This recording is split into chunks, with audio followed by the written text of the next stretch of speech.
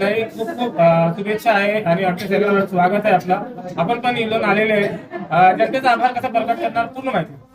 सर्व मतदार बंधूंचे सर्वप्रथम मनपूर्वक आभार मानतो, कारण त्यांनी असं भरभरून असं मतदान आम्हाला केलं, प्रचंड बहुमताने निवडून दिलं. साहेबाच्या आणि बापूच्या नेतृत्वाखाली आम्ही जी निवडणूक लढवली, यासाठी या निवडणुकीत सर्व कार्यकर्ते यांनी भरपूर अशी मेहनत घेतली, त्यांचे मी मनपूर्वक आभार मानतो व सर्व बालनगरवासियांचे मी मनापासून धन्यवाद मानतो.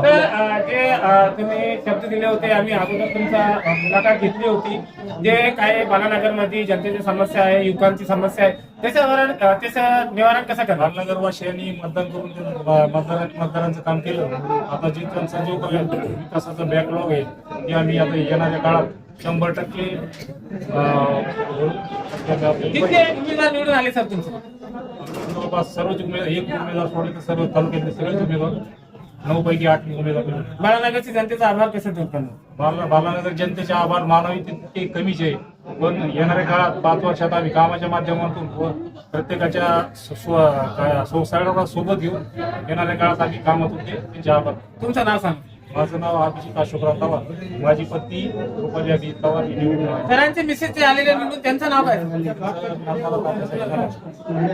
नर्मदा तात्यासाहेब मला. सर,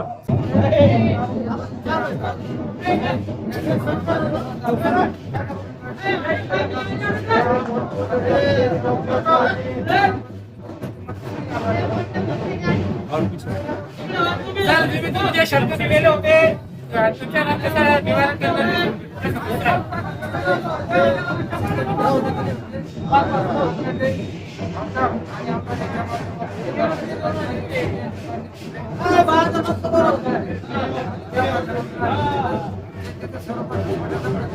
सर, बालानगरची जनतेचा आभार कसा प्रकट करणार?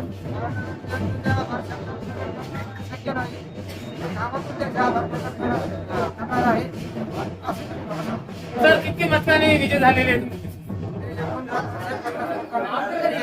आपलं पूर्ण थँक्यू. ओके.